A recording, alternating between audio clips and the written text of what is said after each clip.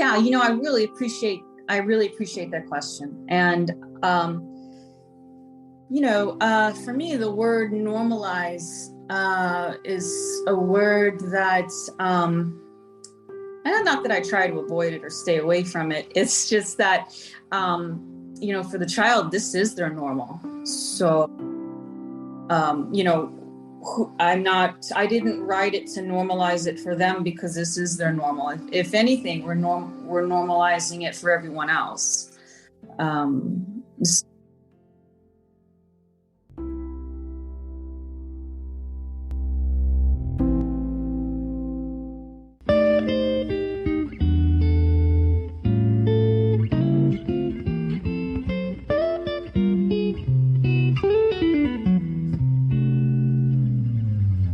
Everybody, welcome back to Living the Next Chapter. I have a guest who is not around the corner from me by any means.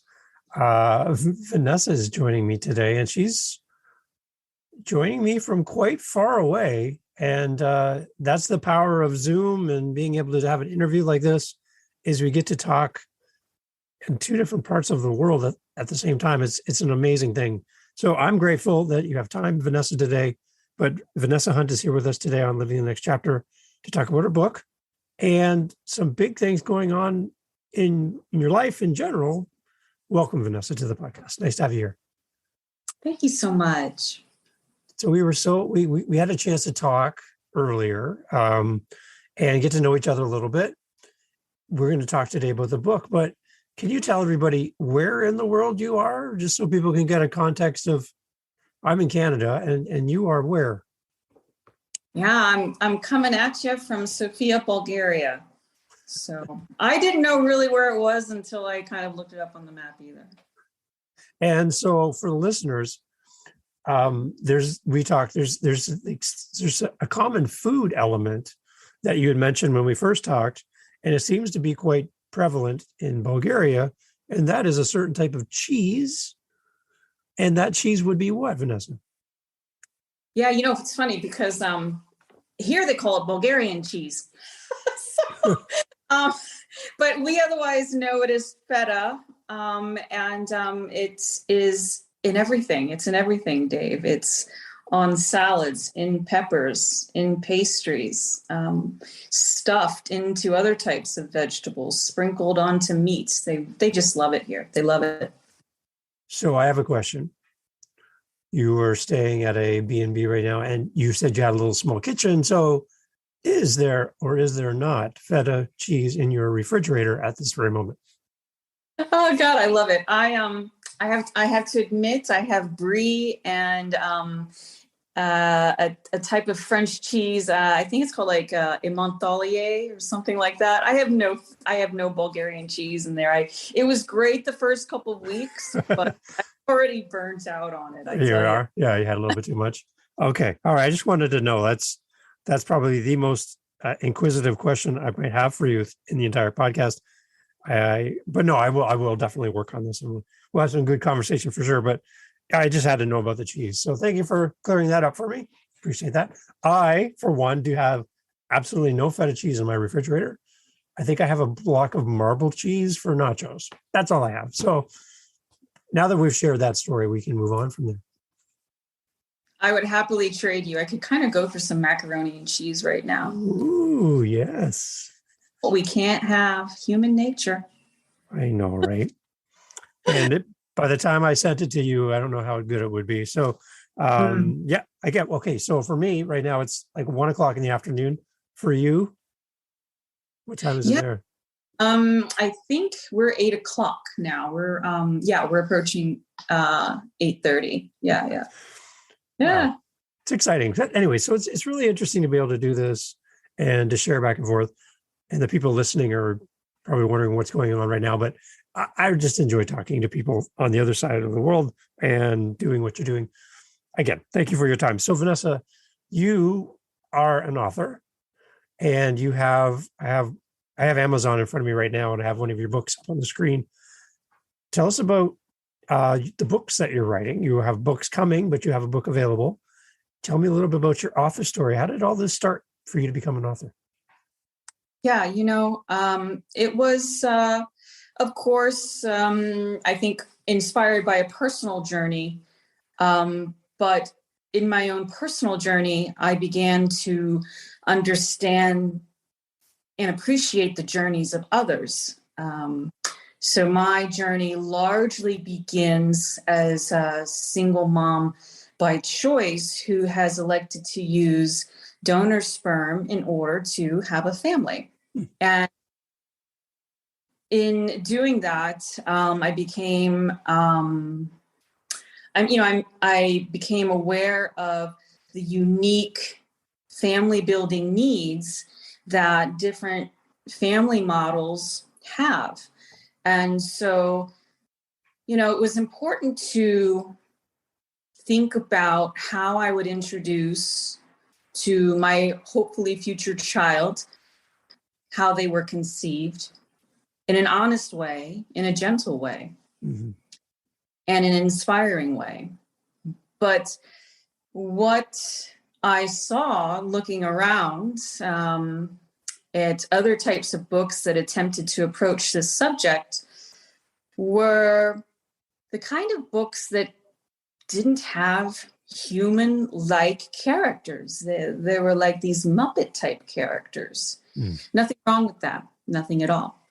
But I wanted something realistic. And I don't think you should just buy one book on this topic. You should have as many as you possibly can to reinforce the important storyline.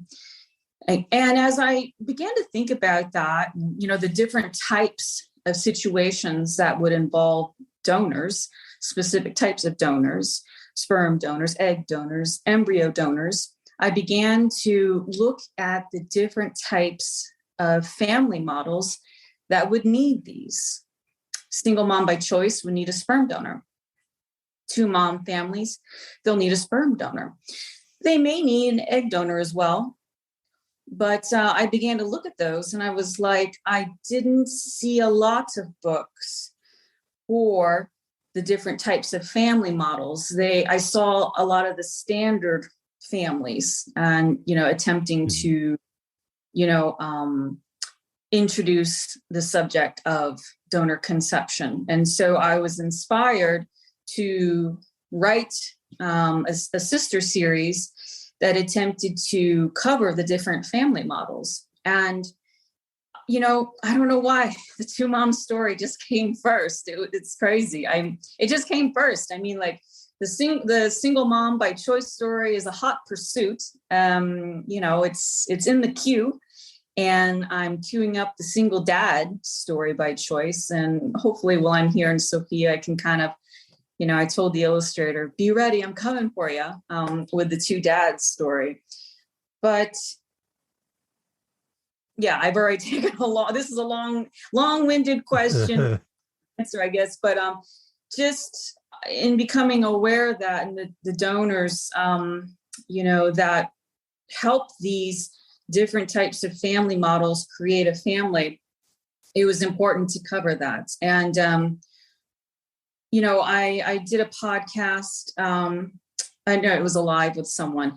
And, they asked me if I identified as queer. And I said, I, in fact, do not. But I have a number of women in my family who are gay.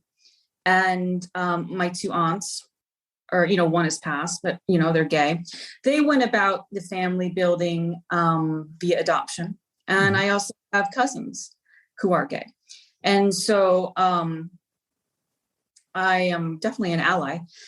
And so I feel like, having had them in the family and knowing them, I mean, I hope that they family build in the way that, they choose and that is right for them.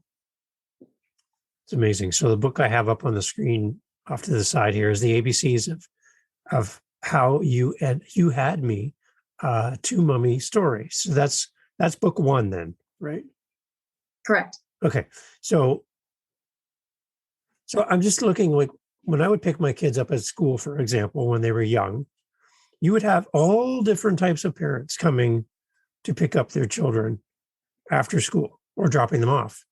You'd have the single dads, the single moms, the two dads, the mom and dad, the grandparents coming because whatever, the parents weren't available to come. So that, and you could see just the variety of family dynamics that are out there today that I guess when I was younger, probably not as prevalent, probably not as visible. And probably I just wasn't quite aware of all the different family groupings that there is possible. So is that part of the book as well, and in the series to kind of help children to understand the differences of the family dynamics that are out there? Wow. Have you read the book already? I swear. I swear. That has been I think that's when a book covers both pages, it's called a double spread. I asked the illustrator, I was like, look, we got to end with the different families coming to pick up their kids. Oh, gee. Yeah. Whoa. Yeah. That's amazing. Okay, so that is the big picture for the series then. Yeah, I mean, I don't know if it's in book 1, but I know it's definitely in book 2 and 3 because I reused it. So yeah, she's so talented, the illustrator, but she's not cheap. And so I made use of I made use of that double spread. Okay. So how has been the response for book 1, the ABCs of How You Had Me? How's that been going so far for you? I wish I would have given it more marketing attention before I had embarked on my own sort of endeavor here in Sofia, Bulgaria. I mean, I'm doing some podcasts and trying to get it out there. But I think it's going to be kind of like a small snowball heading down the mountain, or at least that's my hope anyway. Mm. And so I think when, they are, the families know different types of families. And so I think it makes a great gift. So it's not like, I have to market specifically to 2 moms. I think it could be, a very inclusive reading for, a family that wants to sort of encourage, diversity and, just be, to include, a more tolerant perspective. And yeah. And to spark conversation, I would think as well, right? To read this with your child and kind of go through and answer questions. And, my friend Billy at school, his home is like this, and Susie, her home life is like this, and just be able to use this as a bridge to have that conversation. That's my hope. And I wrote the book where parents could, as the child becomes more curious, parents could interject the details more and more if they chose to read the book again and again. I know that my favorite children's book, I think I wore the bind out of it. I mean, I loved it so much, and I can still recite it. And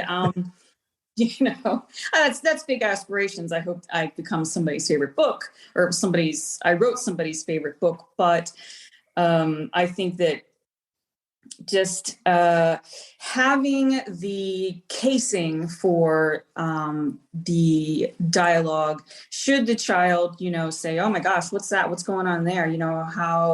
How is it that some donors are known and some donors are not known? I wrote that very vague because I wanted to respect that there are different types of donors in the world. So it's amazing. Okay, so that when you're writing a series of books, do you have a grand plan in your mind when you wrote book 1 that you'd be writing this as a complete series, or has it kind of been unfolding as you go? And then if it is something that you've been planning, how do you plan big picture that many books to cover the topic in different lights? Yeah, it was a very organic thing. Book 1, 2, and 3 came pretty quick. They seemed to just, I mean, I wrote them maybe a year and a half ago. But one thing that was fun, as it, it's a sister series, so they are, it's not like book 1 ends, book 2 is picking up, because they're all essentially dealing with, the same topic, but I'm weaving in characters from book 1 into book 3. Grayson, the single dad by choice, happens to live across the hall in the pod. We're on Mars, by the way. And, oh, wow. Yeah. yeah, his neighbors, Ginny and Yuna, just had their baby. And so, I tried to weave the details in. And that was fun for me. I really enjoyed sort of doing that. It really gave a lot of life to kind of stretching out the characters. Ginny and Yuna get to appear in all 3 of the books so far, which has been fun. Nice. That's good for the readers too, because then they can identify with the same character and carry that forward. That's really good. So is there an age bracket for this book? Did you have somebody in mind age-wise for this? Yeah, this in my vision for the book was age 3, really 3 to 7. My vision was to have a book that one could read together at night as a family, to sort of gently introduce the concept in a way that was gentle, and if no questions asked. It's just a very easy read, and something that you can layer on more and more on as one gets older, obviously. Is the idea behind the book then to normalize this discussion more than to have it as abstract to a child to wrestle with? You're trying to start it out early for the child to kind of, well, this is one family and this is another way of having a family, and kind of create that atmosphere for children to grow up and understand their surroundings better? Yeah, I really appreciate that question. And for me, the word normalize is a word that, and not that I try to avoid it or stay away from it. It's just that, for the child, this is their normal. Yeah, so exactly. Yeah. I didn't write it to normalize it for them, because this is their normal. If anything, we're normalizing it for everyone else. Is there a better word than normalize in your thoughts? Yeah, I'm not crazy about the connotation because for me, it's like, oh, make it right for everyone else. And so, I like introduce, Okay. maybe something slightly different, but just to introduce the concept. I don't think normalize is wrong. But I think it's just, we just have to recognize, who are we normalizing what for, right? So. Yeah. Okay. Yeah, that makes sense. That makes sense a lot. Yeah, for sure. Any thoughts you can share with authors that are listening to the podcast on your process, or maybe some of the things where you might have got stuck or challenged and how you kind of work through that, just to kind of support authors that may be listening today as well? Gosh, you know what question just pops into my mind, Dave? I want to know if I can cuss on your podcast. Oh, go ahead, go. Oh, God. As long as you're not swearing at me. Yeah. Self-publishing is a bitch. Yeah. So, it's just one of those things, and I don't want to discourage anyone. No, I'm not going to do that. But keep going, if you've got a story within you. This was very cathartic and healing for me when I initially began it. And now it's kind of taken on a different set of challenges with the self-publishing. But wow, I've been learning, Dave. I've been learning. Kind of jumped right in the deep end of the pool, didn't you? Yeah, I mean, it's an exercise in patience, but then so is traveling abroad to do IVF. So I guess you know, patient. I have a couple patience caps. You've earned your stripes, that's for sure. Like you've definitely found your spot. And um, again, like the idea of writing a book to help people and to introduce this topic to families in a meaningful way is a great resource for families to tap into. Um, so where are we at with the book two? I think we talked before we hit record. It's coming soon. Is that right? Correct. It's on its way, and that is a single mom by choice story. Beautiful. I mean, I remember the first time I saw the illustrator, she sent her the picture. The illustrator lives in South Africa, and Shayna Paints on Instagram is awesome. Mm-hmm. She sent me a picture of the character Emmeline, and she's a babe, you know. She really is. She's a babe. I said I wanted, a woman who is potentially, biracial, multicultural. I wanted her to reflect, a woman who, and it was kind of fun. I'm digressing here. It was kind of fun because we're all on Mars, right? So I really got to play with, we're all one race. So, and now we're on Mars. And so I wanted to sort of, I wanted to have as diverse a group of characters as I could. And so I just wanted to sort of play with that, the illustrator she was amazing. She got it right away. And it was so much fun. That was so much fun to do.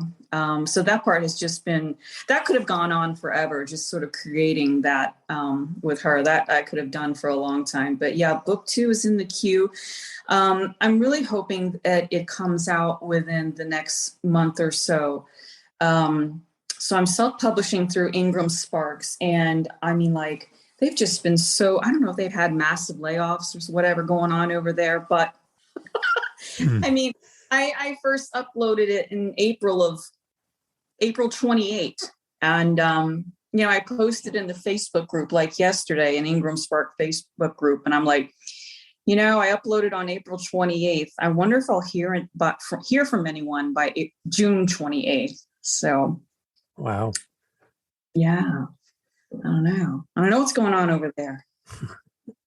So is there another way for authors to just sidestep this process? Is there another way to get their books out there that you've thought of now when you look back at this? Yeah, I mean, it's making me look at Amazon a little bit, but yeah, the coloring books. I did some coloring books just as a fun thing to kind of go along with the children's books, and those were kind of fun to do. I had a lot of fun doing that. Those were like on Amazon so fast. But again, the idea of different family models were on Mars. So that was fun to kind of create coloring books to complement the book series. Nice. Did your artist do the books, or did you do the coloring books?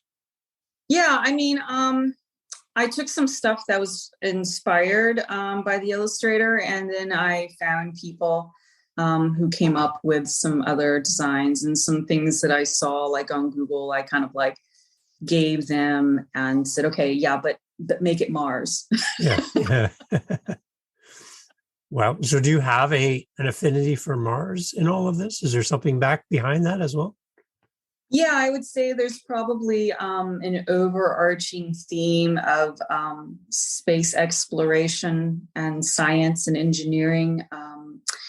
Yeah, I think that for me, it was sort of important to include a sub-theme throughout all of these books, which was location. Educational purpose, to pique children's interests in science and exploration. The study of space is really sort of one of the gateway one of the gates into the appreciation of science and engineering. And yes, I've always been fascinated with space, and it's kind of like, this is probably my chance to sort of be that science fiction writer I always wanted to be. But That's amazing. I love Star Trek. So as a side note, I spoke to an author in Canada this week. She has a book that's coming out, and it's actually going to be sent to the moon. Oh my God. Yeah, it's going to be going to the moon, and her book will be on the moon somehow. I don't know how that works, but so she's like, she told her kids, so now after I'm long gone, I will be on the moon looking down on you. And I'm like, that's amazing to think that that's possible. So when I hear you talk about Mars, maybe this book will end up on Mars, helping people. You never know. It's right there. That would be so cool. That would be so cool. It really would. It's a nod to the future of assisted reproduction too. I mean, it's just become more and more common, as so many people already, use and have used assisted reproduction in order to family build. And I can't see it going down in terms of usage. So that was yet another to do the space thing. And ties into science as well. Correct. Yes. You can see that bridge as well. That's interesting. So Vanessa, we'll put links in the show notes for the book so people can go on Amazon and buy the book. And as other books come out, please let us know and we'll update our lists. And obviously you're going to have many books coming out. So we'd like to have you back again, as we talk about the other books being released. Open invitation to come back and chat again. That'd be my pleasure. We can talk about feta cheese and we can talk about all those great things as well. Because that's really important. But as well, what's the best way people can connect with you? Maybe they're interested in your journey over in Bulgaria and all the amazing scientific wonders that are happening in your personal life, or they're an author and they want to ask you more. How do people get in touch with you, Vanessa? Yeah, thank you. The ABCs with an apostrophe of How You Had Me on Instagram has a small following currently. Okay. My name, Vanessa _Emily _Hunt, HUNT, is my normal Instagram. I say normal, but there I'm talking more about Bulgaria and, the IVF journey. I like to kind of distinguish the two.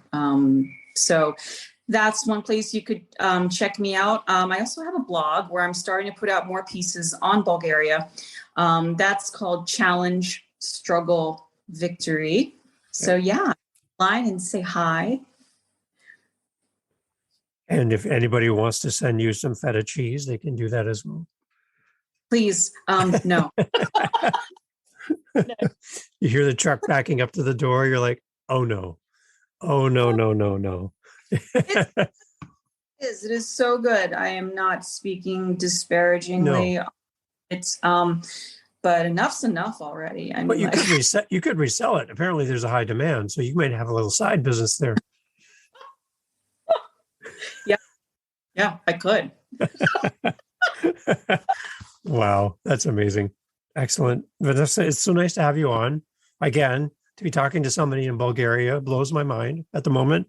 And I wish you well. I wish you health. And I wish you much success in your journey. And I hope for you that all the stars aligned. There's a space reference. All the stars align and everything goes smooth for you in this journey that you're on. I'm anticipating great news coming from your camp in the future. I love it. Thank you so much, David, for having me. I just so appreciate your time. It's been such an amazing experience chatting with you here today. I love talking to people with a good heart, and that makes my day. So thank you so much for your time today. Thank you. Excellent.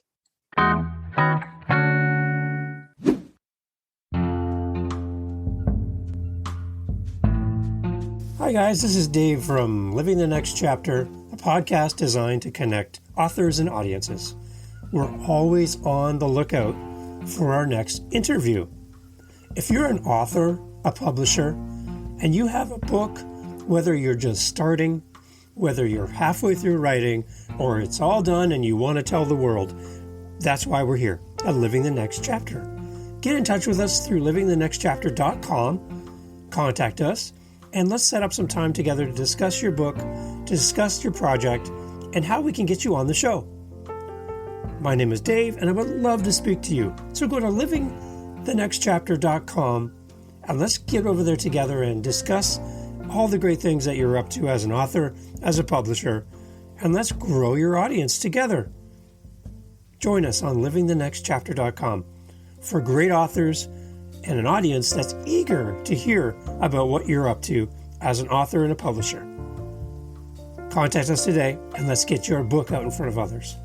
Thanks for listening, and we'll see you on the next one.